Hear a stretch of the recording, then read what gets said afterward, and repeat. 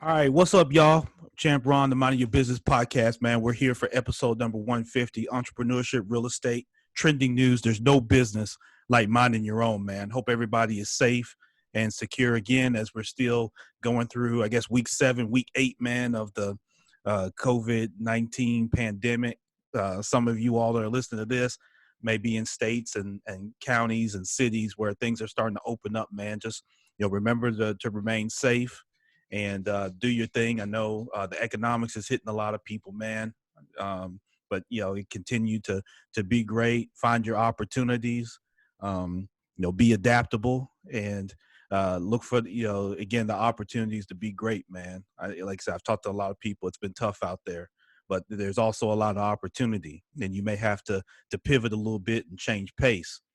But definitely make sure that you do that. Subscribe to the show, listen to the show wherever you get your podcast.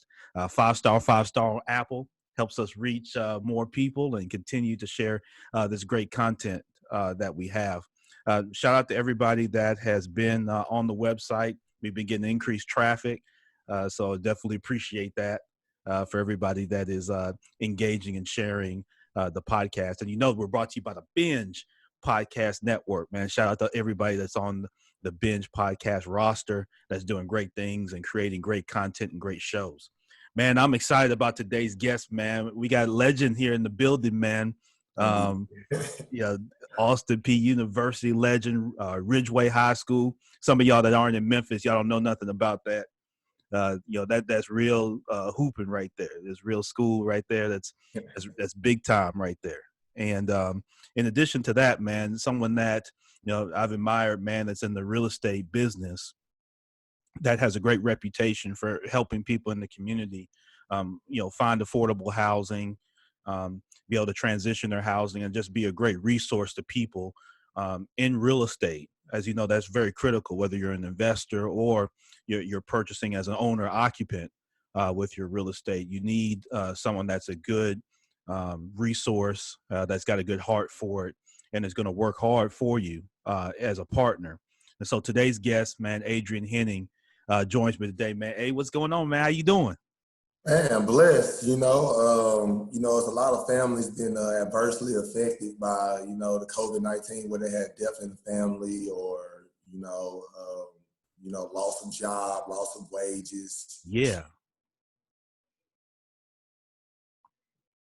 Life on the line every day, to provide for their family if they're still blessed to be working. So, it's just, fortunate to just kind of be safe, healthy, family, good, and still able to produce and, provide. So, Yeah, man. Tell me about it, man. To still be out here and be active, man, and healthy. That's a big thing. And like you say, man, still be able to generate for yourself and for your family, man, is critical. You're right, brother. Right. So that's it, man. So just, and trying to use this time wisely. Like, I think that's the, just not get in and just drink and hang out or just lay around, watch Netflix all day, trying to get some productivity. Yeah. Yeah, man, most definitely. That productivity is key, man. And speaking of productivity, man, that's kind of, your reputation on what you've done, man. So, share with the audience, man, that's not familiar with you, Adrian, kind of your story, man, how you got to where you are coming up, talk to us. Well, I think the biggest thing about me, when I look back over like just things that transpired for me, is just a lot of adversity, Yeah. I moved to Memphis to Ridgeway from, Jackson, Tennessee, which is up the road. Yeah. My dad was coaching at Ridgeway High School, so he wanted me to obviously come play for him, Right. So, it started, I wasn't really a good player, man. Like I was okay. I was long, I was kind of tall, a little athletic, but I just wasn't ready for the Memphis physicality of play. So, I remember because I think you're a year behind me. So we didn't play Ridgeway. I was at Melrose that went to Houston. So at Houston, we played y'all, I think, in a jamboree. Right. I think, and like I say, I think you were a year behind me. But who was on your team, man? I'm trying to remember like your squad. in 2010, we had a really good team. We had like Ernie Rhines, Monte Crutcher, McEvery Powers. We really could have been a state team, but in '98, Memphis talent was just ridiculous. Like throughout the city, it's crazy. You had Kingsbury that was really good with Brian Kizzy and Travis Moore and those, Carlos Kimbrough. You had Melrose, who you had BTW with Antonio Burks. And, Right. so it was just a lot of guys, and there was a lot of things to get to it. Honestly, we hadn't been in that position before. We were an upstart school. Ridgeway just kind of got on the map. And so it was just one of those things, man. It was really tough. So, we kind of weathered through that. Those guys beat me up really good because they were all like 6'7", 6'8", like grown men type guys. And I was battling with them every day. And so it kind of got me prepared for my senior year and stuff like that when we were able to, run off some wins and win the state championship. But it was kind of like it was definitely a process from me walking through those doors as a ninth grader to me walking out as one of the top players in the city, state champ and all that stuff. It was definitely a process. Yeah. And man, talk about that work that went into that, Adrian. Because man, one of the things that I always admire, man, with people like you is, people that put the work in, you know what I mean? Like, even if you don't have necessarily the natural talent, you know what I mean? And we'll get it. We'll parallel this with business right here in just a minute, but talk about, what went into that work, man, because the easiest thing is just to exist, man. Hey, man, I'm going to do this. And then, I'll go on and do something else. But, talk about that work ethic, where'd that come, with you, as far as ingrained in you, and, man, how did you continue to progress that through your career? Man, I have to give a lot of credit to my dad, man. I don't really know I really knew what it was like to work or nothing like that. But my dad, away from basketball, he was in the National Guard. So he did that on, the weekends. You get the first weekend of the month, he'll do the National Guard. He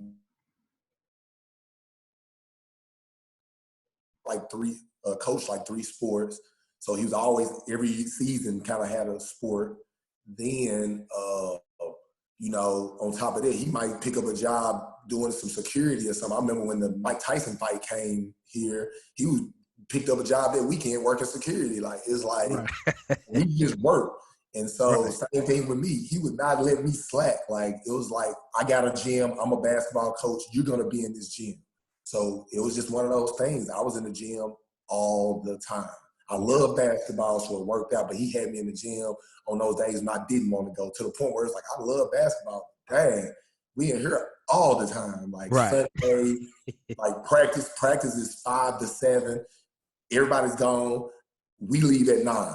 I'm there 2 more hours, like that type of stuff. So, and then when you start seeing, and it's like anything, when you're working like that, at first you don't see any changes. You don't see anything. And then you look back and you like, I'm actually, I'm a lot better than I was. So it's kind of like one of those situations where you start seeing the stuff that you're working on translating to what you're actually doing. Yeah.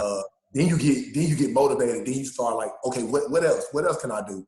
Yeah. So then I worked out with him a lot. But my senior year, what made a huge difference, rest in peace, I went and worked out with Dean Locks. Yeah. Which Dean Locks used to work out with a ton of pros. He had Richie Henderson, Isaac Bruce. Rest in peace to Locks, man. Big time.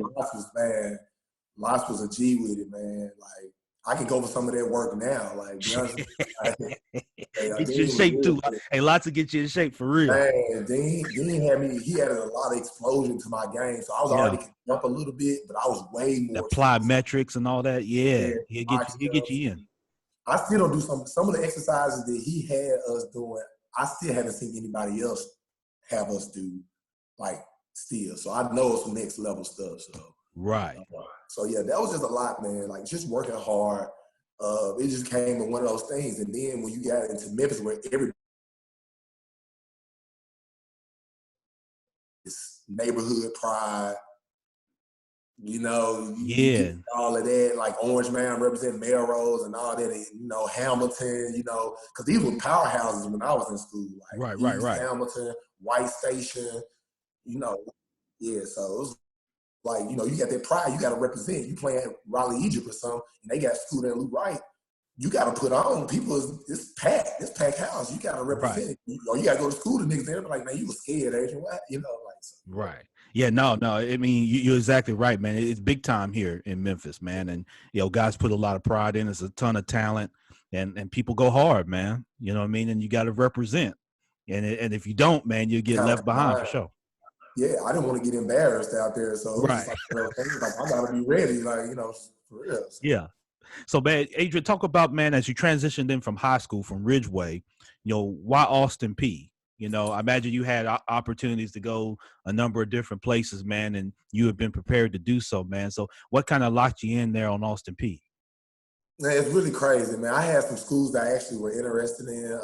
SEMO, Southeast Missouri State, which is also a school that's in the OVC. I liked them a lot. I went on a visit to them, and they said they wanted me to redshirt a year. And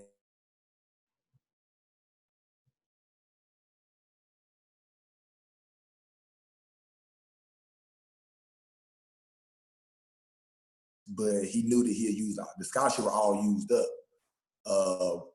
I think Tick Price had used them all. He had got like Billy Richmond and all those guys. Right. Uh, John liked me, but he's like, I need you to go to prep school for a year. And at that time, like that was a foreign thing to me. And like hindsight, that might have been the play. Yeah. But at the time, I was thinking like another year of high school. I just finished high school. I'm ready for I'm ready for the show. So I like didn't take the prep school off, but I was in some of the other schools were a little further away. It was a school in Texas. And my dad was just like, still had them reins on me. He was like, I didn't want you to get too far away from home. Some go left. I can't get all the way to Texas. I can get somewhere like 5-6 hours away. So, Coach Luce, coach on the coaching staff with Larry Finch, with my dad, when they had like Elliot Perry and those guys. Right.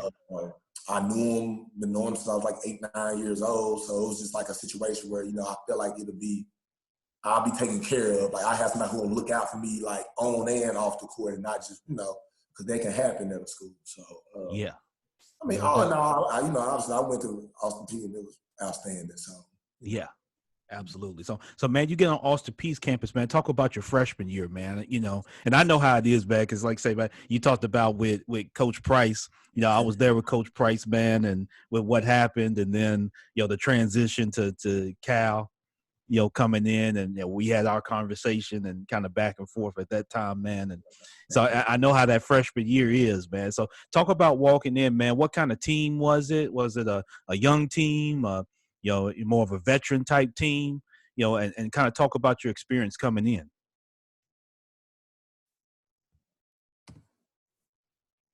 I'm sorry, I lost you for a second. Oh no, it's okay. Now, what I was asking was, talk about that freshman year, man. How was the team? Was it a kind of a young team or a veteran team, and kind of what your experience was? It was a veteran team. We had 3 seniors, and we were led by Trent Housel, who made it to the NBA. Right. Had like a nice career in the NBA. And that was one of the reasons I went there, because I was like, I'm going to be playing every day with a guy going to the NBA, for sure. It was like a lock. He was going to the league. It was just when he was going to get drafted. So I was like, not only can I go to a team that has that platform and has that visibility, but also a chance to compete against a guy like that every day is going to raise my game up. And so it definitely wasn't easy. Of course, ton of adjustments when you get on college campus, tons of distractions. Right. You got the freedom, and like my dad was like one of those people who was on me, so that freedom was really like new for me, like for real, to just really just kind of do it. On the bench, that wasn't acceptable for me. So I kind of had my mind kind of locked in on like, I got to get on the floor, like for real. So I was just kind of like going hard against Trent every day, seeing that I wasn't, that far away from him. Like, this dude going to the league, I mean, I'm a freshman, he a junior, like a red shirt junior. I was like, I can.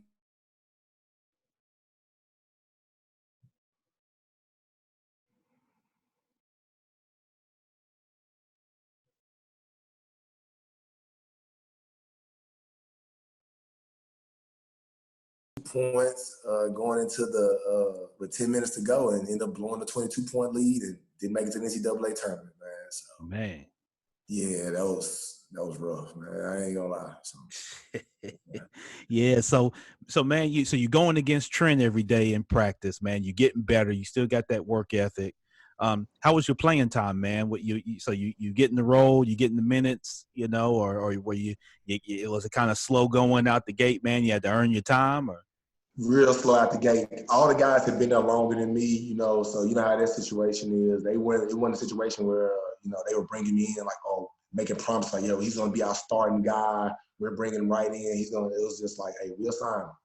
yeah, I got there. It was a couple of, they were a big team. They had big guys. The starting guy was 6'4". Trent was 6'7". We had a 6'10" and a 6'9". So it was like, I wasn't the biggest guy anymore or anything like that. So it was like, I got to show what I got. And yeah, like I said, going against Trent every day, once you go against Trent, it's like everybody on the team was like easier to play against. right.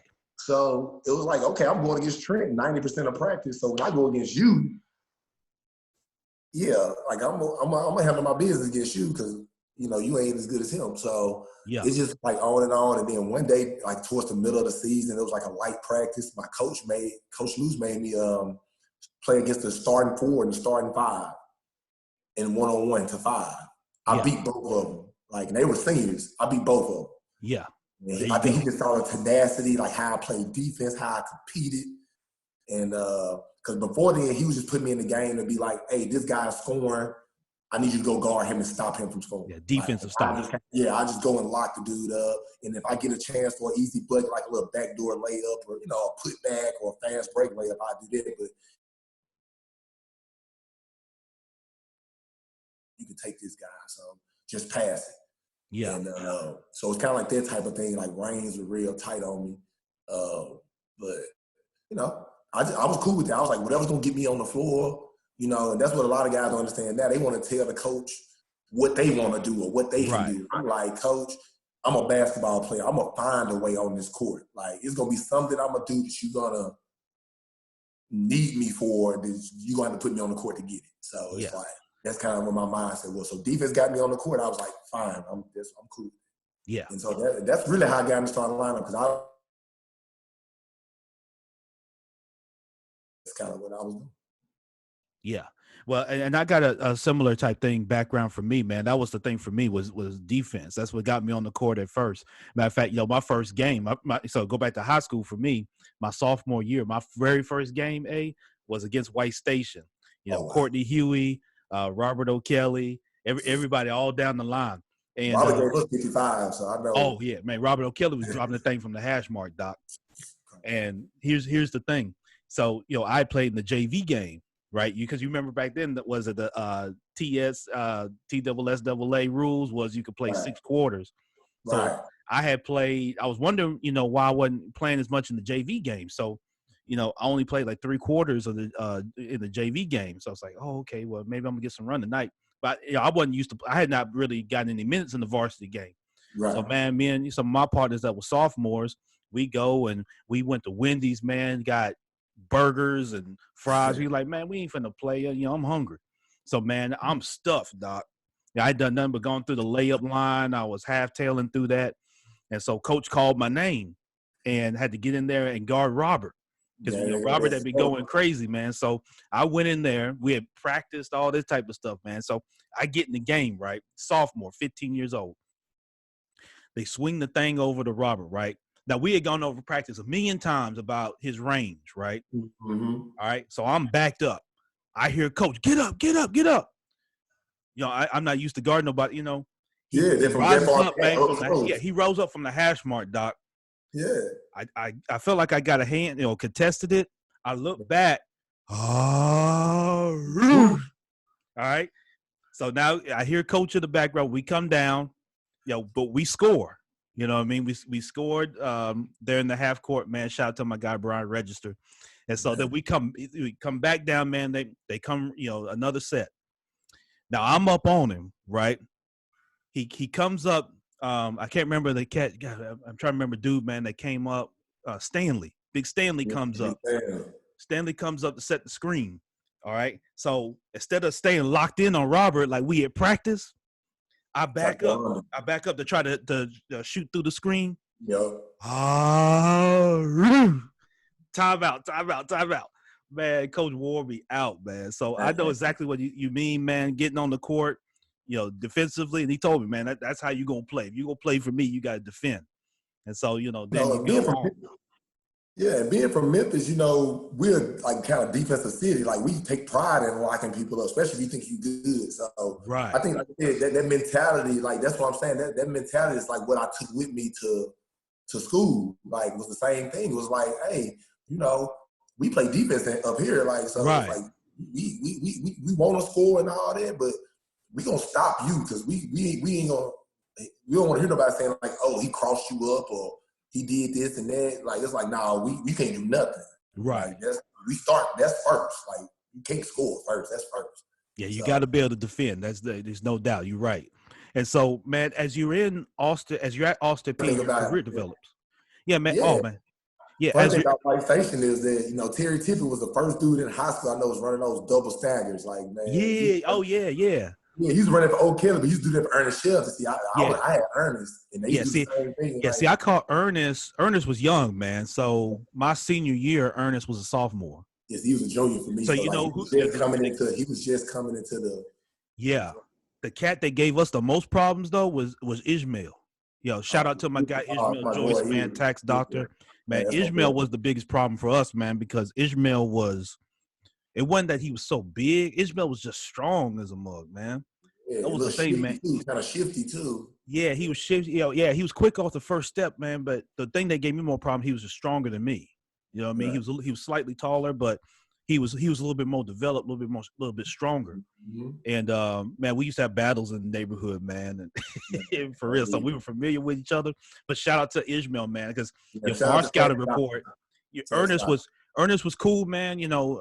The only problem Ernest gave us, man, is when Coach would go zone, and then he bust the zone up. But, what beat us, though, was Ishmael. Ishmael was the cat that beat us. Shout out to D. Wilkes, another one of my guys, man. So shout out to my guy, Daniel Watson. Yeah, my dad, Dan Watson, came off the bench on that team, man, because they used to come in waves, 5 deep. And, yeah, Coach Tippett, man, I had conversations with him actually a couple of years ago, man. It's cool how he'll still remember you. Yeah. I mean? He's got a great memory. Yeah.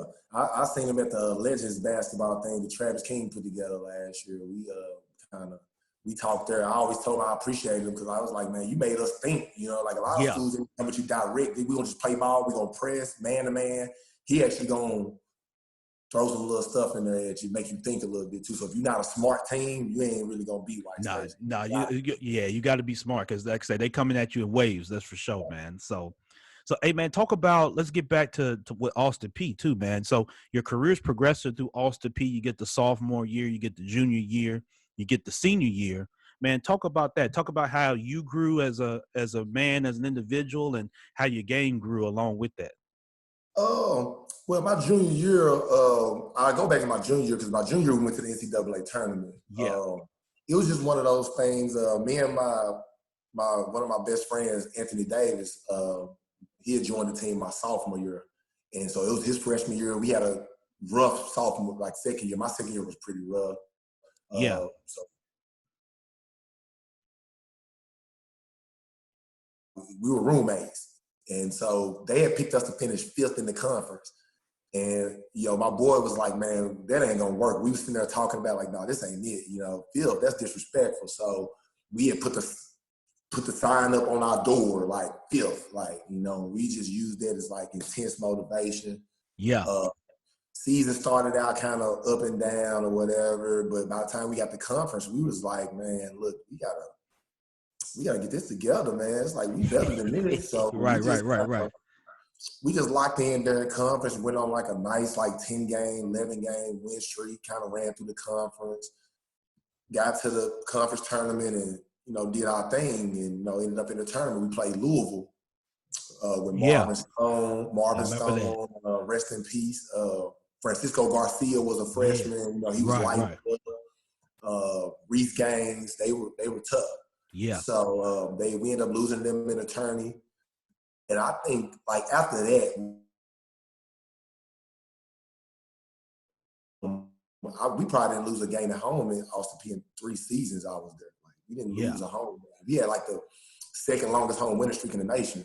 Right. You know? Yeah, that's what I was gonna get to. I remember that. Yeah, we wasn't like, so we was like, we knew we were a good defensive team. We knew we didn't lose at home. So we were like, we just gotta take this show on the road a little better. And so, you know, my senior year, we was just more like, man, we it, man. We gotta be cohesive. We messed with each other. The leaders of the team got along. Yeah. But we had a good hold on, like when younger guys came in, it was like, hey, you gotta fall in line with what we own, because this is what we doing. So we had it locked up like that. You know, I think it was just a mindset thing. We didn't win my senior year. We swept the conference. We went 16-0 in the conference. We right. And I think it was just more like we knew we weren't going.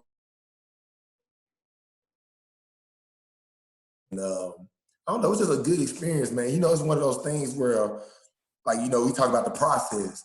It was kind of like the same thing in high school. You get to that point where you got it figured out. Like, you know, you like, I know what this person's gonna do. I know what they're gonna do. I know what we're gonna do. And we got the internal confidence that no matter what happens, comes towards us, we kind of got to figure out what we're gonna do.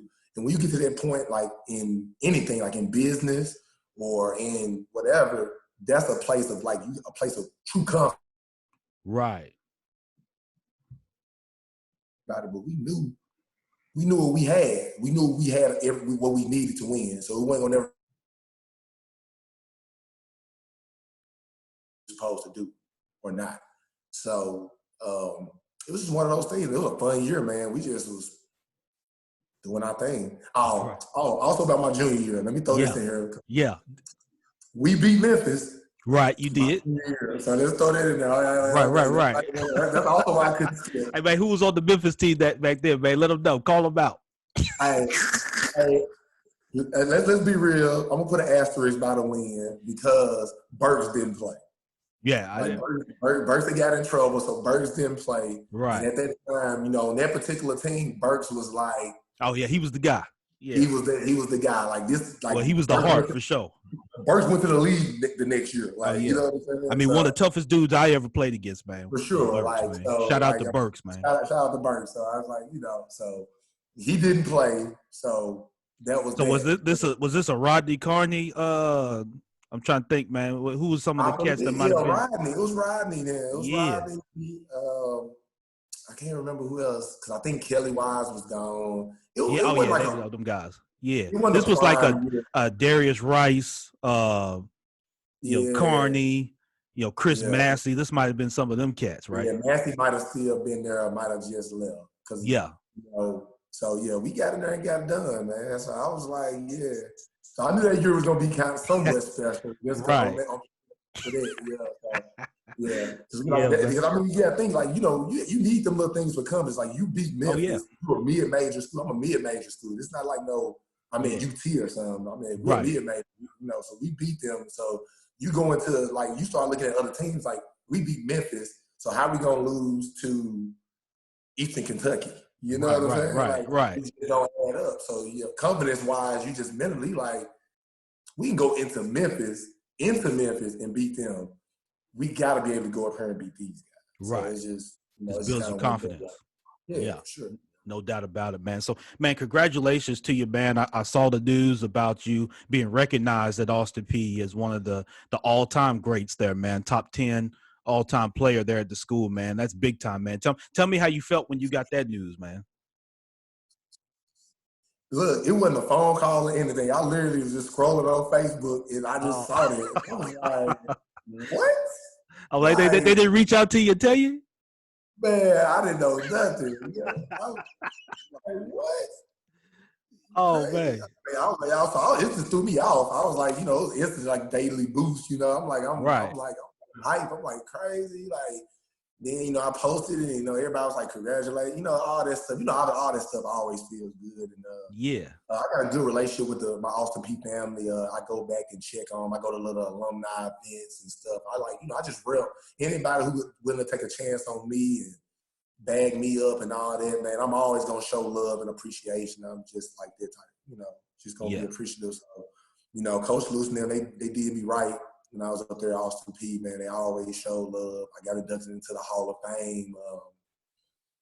about like 2012, you know. Yeah. So they've always like appreciated and recognized that the team that went 16-0 and us going to the tournament and kind of resurrecting the program to a degree, because it was like, you know, it kind of was trailing behind some of them other schools, you know. Murray State, you know, gets a lot of love out of that conference. So it's like it's time for us to get our name in the headlines for some stuff. And, you know, we were able to do that while I was there. I had, 3 20-win seasons, went to postseason play twice, should have been all 3 times. Like I told you, we had the game, we were up 22. So, you know, it was just a solid overall deal, man. I think just the guys that we kind of brought in, the guys, people love those teams because we were such a unit. Right. With how we played. So it's just always good to leave a mark, man. You know, you want to leave something in better positions, a better place than you found it. So yeah, no doubt about it.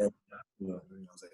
Yeah, no doubt about it, man. So, you know, as you transition, you know, real quick, man, from kind of your basketball kind of upbringing, man, you know, talk about real estate, you know, because a lot of what you talked about, man, which is really rich content, transitions to business. You know what I mean? About working hard, about maximizing your talent, you know, about, you know, kind of sticking and staying, you know, going against the best, you know, desiring to be the best, you know, collaborating.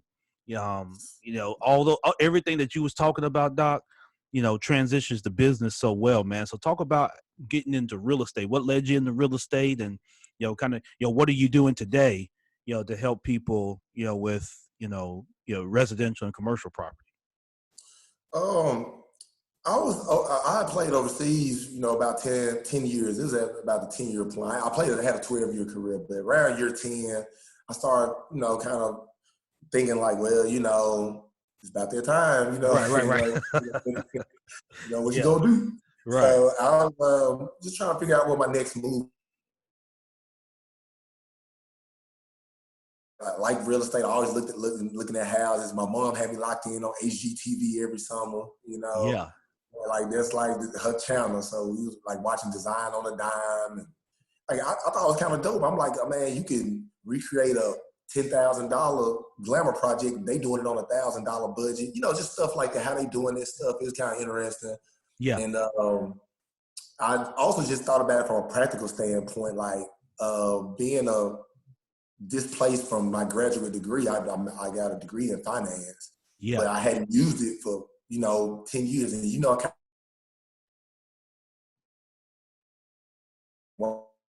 that huge gap in employment, you know, so I just knew it was going to be something that I didn't want to trade time for money. And I knew it wanted to be something I could kind of make the similar kind of money I was making playing basketball, you know? Yeah. So I just looked industry-wise. I thought about insurance. I thought about real estate. And I tried insurance on the front end, and it just didn't grab me. Yeah. You know? And I think, you know, real estate was just one of those things, because with insurance, I felt like it depends on what products you have. It wasn't like you know, you kind of subject and limited about what products you were holding. So sometimes you might not be able to provide the best service, but with real estate, I felt like I was able to like, whatever you got or you can use to purchase a home, I can maximize that through my skills of being able to find you a home. Yeah. So I think I like to be able exactly what they want, not like what I had to give them. Yeah. So that makes sense. So it does. I just chose real estate, and I just, you know, I kind of like just dug in. I ain't really looked back. You know, but to what you were saying about applying the work ethic, I look at it like just like basketball, honestly. Like I always felt like, you know, my first year in real estate was like my freshman year. I wasn't like really there to score a lot of points. Right. Just kind of wanted to get what's going on here first, you know. Yeah. And just see what's going on, what people are doing, who the top dogs are, how they operate. You know, just observe and kind of like get in when you can. Sophomore year, a little more experience, working way up. This is my third year now, so I'm kind of like, I feel like I'm in the starting lineup. I'm ready. Right, there you go. You know, the junior, you're rising junior. Yeah, trying to make some waves. So Right, right, right. I like literally like when you say what you were saying, like it's literally just like that for me. I just think it's a process, I mean, and I'm okay with it, and I'm just riding that wave. So. Yeah, definitely, man. And so, obviously you work with residential and commercial. What company are you with now, man? And how can people get in touch with you? Because in this kind of day and time, people are still buying houses. They're still doing real estate. I mean, that doesn't stop even with the pandemic. You know what I mean? People are still buying real estate. They're still doing their thing, man. So, how can people get in touch with you, and kind of what company are you with, and that sort of thing, man, so people can get with you with the real estate needs. Well, obviously, I'm with Kaizen Realty. I just started my branding right now, so this is Henning Homes, so you'll see a lot more of this soon as I get into my own properties and stuff like that. So I start. So my end game is to get into real estate.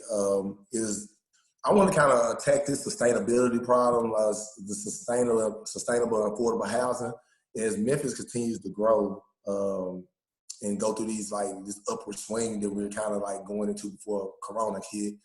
I just wanted to make sure that we had something for us, because I see it's a lot of condos going up, and I'm pretty sure they're gonna be $1,500 to $1,700 a month, and it's not like a lot of.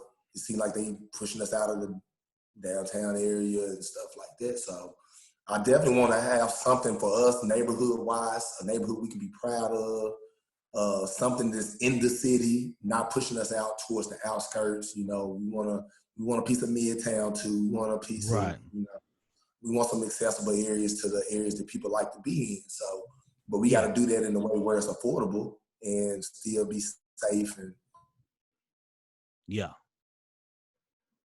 way to get in touch with me right now would definitely be on my webpage, which is Adrian Henning.net. We also have my landing page on Facebook, which is the 6-7 Realtor. So I can definitely put that up. And or just call me, simply. I'm more of an in-person person. I love to talk to people. I love to engage. So, I'm very approachable and easy. I know real estate pretty much like the back of my hand now. So I got all the solutions. Man, there you go. Man, I love that, man. Our guest today, man, on episode 150, Adrian Henning, man, Austin Peay University legend, man, real estate. What a ribbons, what a streamers, man. It was 150. This is like a milestone, man. Man, you know what, man? I'm shooting for that 200. You know what I mean, Adrian? But you're right. You got to celebrate every milestone. Yeah, bro. You ain't tell me that. I should have put a, Yeah, man. Well, you see, I'm in the studio, I guess. Trying to build up this studio. But yeah, man, 150 is definitely large, man. I appreciate you taking time out, man. I know you're busy doing your thing, man, but I appreciate you reminiscing with me on some of them basketball stories and, with what you're doing in real estate, man. Keep going. It's definitely needed, man. And, like you said, that work ethic, like we've been talking about, that work ethic that you had continues, man. It goes through all parts of your life. And that's some of the beautiful thing about playing ball. Anybody can attest to this that played sports, man or woman, is that, what you learn about teamwork, what you learn about yourself, what you learn about working hard and that extra effort, man, when things stack against you, maybe a deal's dragging or, maybe, you got to get something to close to make something else work. And, when everybody else, like you say, is asleep, man, you're up looking at property, you're assessing data. Like you say, you're communicating. Learn to work with people, man. Learn to work with people, man. It's like, because in basketball or any sport, really, you can have those blow-ups, you have them blowouts, man. But then, like, reconciling those situations, getting back towards the come and go. Definitely happens in negotiations with other agents. Definitely happens with clients, contractors, and stuff like that. You definitely gotta, know how to deal with people, know how to talk to people, and how to work with people that maybe you may not get along with outside of that situation otherwise, man. Right. It's definitely like a huge skill. Very appreciative of basketball, man. It couldn't give me any more than it gave me, man. Honestly.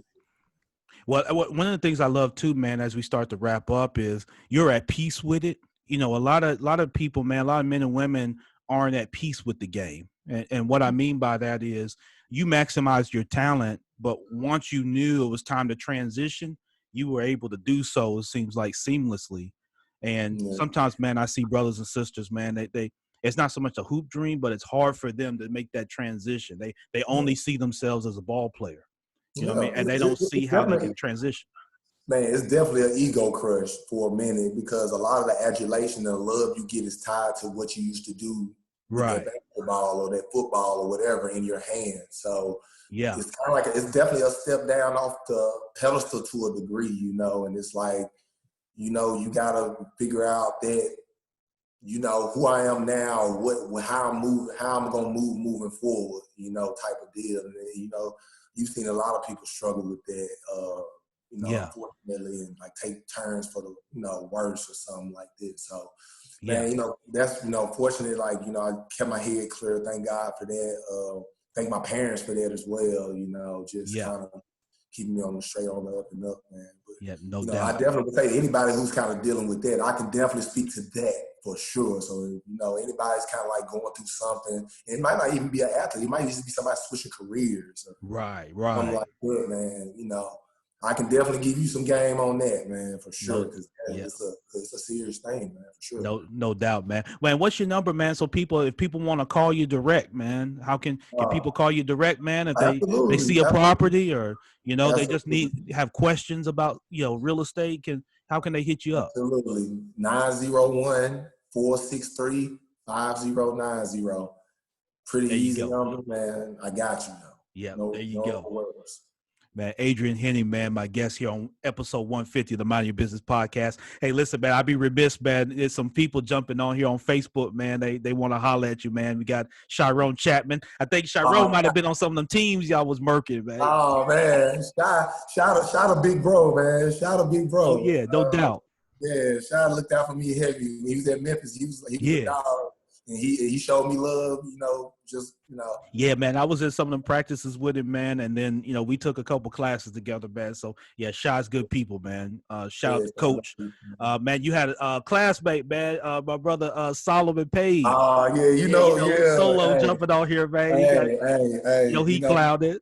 one of my best friends, you know, like one of my best friends in the world, man. Solomon, man, supports majorly, man. We do a lot of stuff together, man, and Yeah. they say enough about my boy Solomon, so I don't even want to get on here with all that. Yeah, Solomon, man, good financial mind, man. Definitely, Shout man. out. And man, Solomon, I need to get him on an episode too, man. Absolutely, I man. don't Yeah. want him dodging me at all. He's not getting off the hook, man. He got to And come don't on let him too. off the hook, man. He gotta get on here too, man. I did it, man. No So he doubt. gotta do it now. Shout out to my good frat man Terrell Key. What's up, Kimmy? What's going on? Man, Kimmy Marche a lot of on good people, here. man. See, that's why I didn't even. That's why I'm not even streaming the bottom because I know I started seeing people on there like, yo, what's up? I'm just like, look, I'm Right. glad you said it because I ain't looking.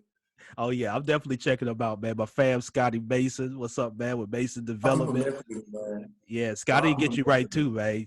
On that basketball training. Oh yeah, man. Yeah, Scotty, man. A1. I've been to his gym plenty of times too. You know, like we just find. You know, in Memphis, you gotta find the hoop, man. You gotta find the Right. good hoop too. So Scotty always had the good runs in the No summertime. doubt. The pros coming back, all overseas guys coming back. So yeah. Yeah, he's on all of it, man. It's good to see my cousin Lisa. What's up from South Carolina jumping on. Yeah, Oh for man. sure. For sure, man. But listen, man, I'm gonna let you run, brother, man, because you and I could talk about this thing all day, man. The All Hennessy, day, especially on this hoop yeah, stuff. Homes. That's And one at you need to home, check man. out. Listen, Yes, sir. everybody, on the podcast and the show notes will be contact info for Adrian.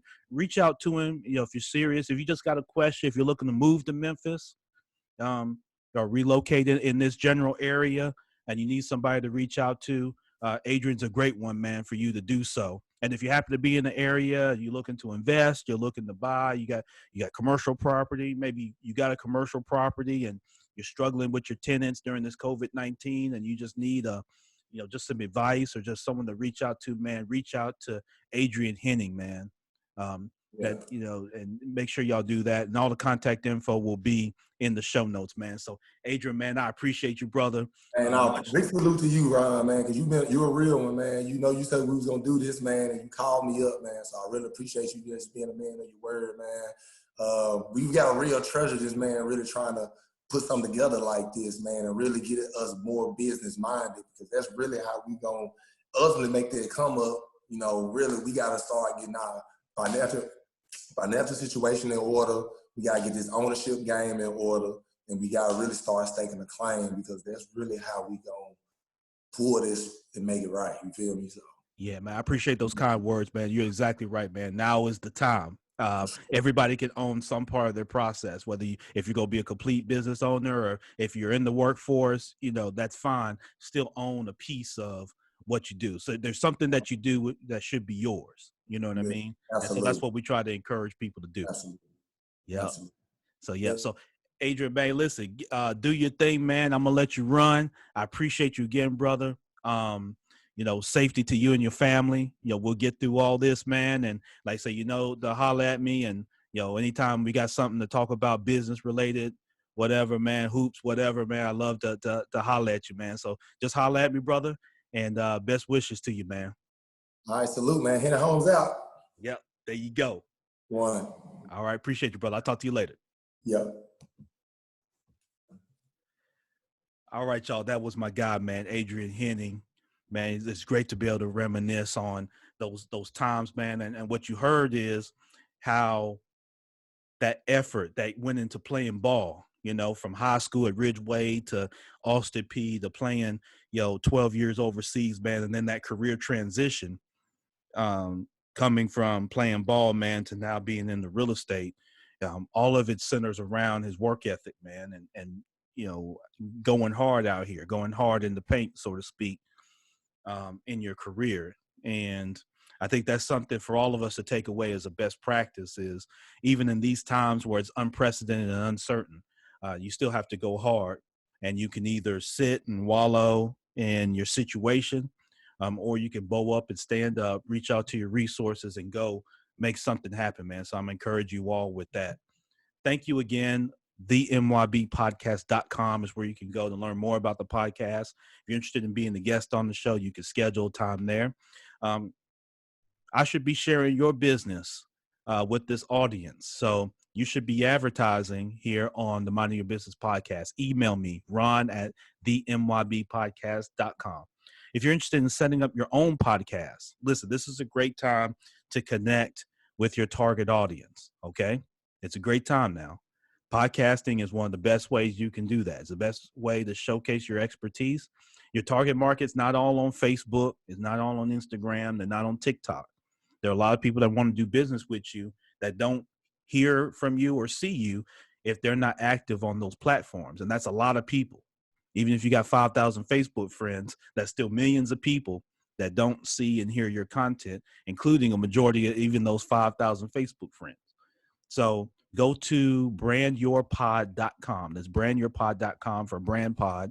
You can bring me on. I'm working with several individual brands as well as 4 banks right now to help set up their own podcast platform that you own that can reach out and connect with your target audience and to be able to monetize it so that it is a revenue stream for you. But in order to do that, you got to reach out to me, brandyourpod.com. Listen, Champ Ron, the Minding Your Business podcast, episode number 150 is in the books. I'll catch y'all next time. Go be great.